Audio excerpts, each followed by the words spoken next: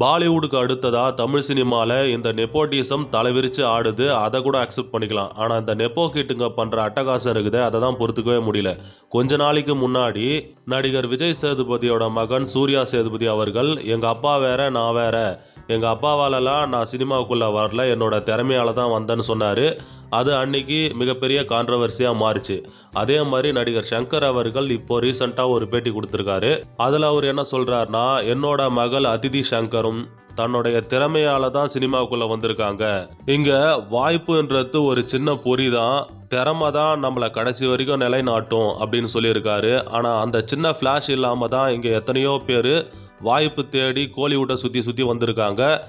Actress Aditi சங்கரை விட திறமையான நடிகைகள் எத்தனையோ பேர் பிளாக் பஸ்டர் ஹிட்டு கொடுத்து காணாத போயிருக்காங்க. காரணம், அதுக்கு அடுத்தடுத்த வாய்ப்புகள் அவங்களுக்கு கிடைச்சிருக்காது.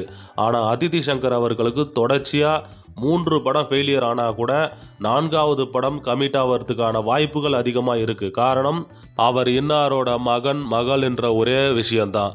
அந்த விஷயம் இல்லாததான் இங்கே நிறைய பேர் நிறைய திறமைகளோட சுற்றிட்டு இருக்காங்க, வாய்ப்பு கிடைக்காம. வாய்ப்பு தான் மிகப்பெரிய விஷயம். நம்ம வாழ்க்கையில் ஒருத்தர் இங்கே இருக்காரு, இவர் சாதனைக்கு உரிய ஆள் அப்படின்னு அடையாளம் காட்டுறதே அந்த வாய்ப்பு தான். அந்த வாய்ப்பை அடுத்தடுத்து தக்க வச்சுக்கிட்டே இருந்தால் வெற்றியானது நிலையாக இருக்கும். அதனால் அவங்கெல்லாம் ஒரு நெப்போ கிட்ஸ் அப்படின்ற ஒரு விஷயத்த முதல்ல ஒத்துக்குங்க.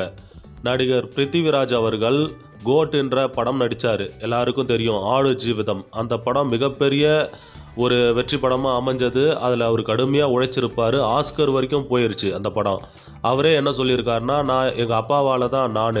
அவரோட நேம் என்னோட நேமுக்கு முன்னாடி இல்லைனா எனக்கு இவ்வளவு பெரிய வாய்ப்பு கிடைச்சிருக்காது, தொடர்ச்சியான அங்கீகாரமும் கிடைச்சிருக்காது" அப்படின்னு சொல்லியிருப்பார். அதனால் நெப்போ கிட்ஸாக இருக்கிறது தப்பு இல்லை, அப்பா சட்டையாக இருக்கிறதும் தப்பு இல்லை. ஆனால் உங்களுக்கான அங்கீகாரத்தை உங்களோட திறமையினால் பெற்றுக்கொள்ளுங்க.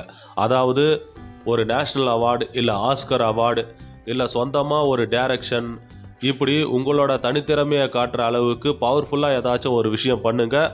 மக்கள் அக்செப்ட் பண்ணிப்பாங்க உங்களோட திறமையை.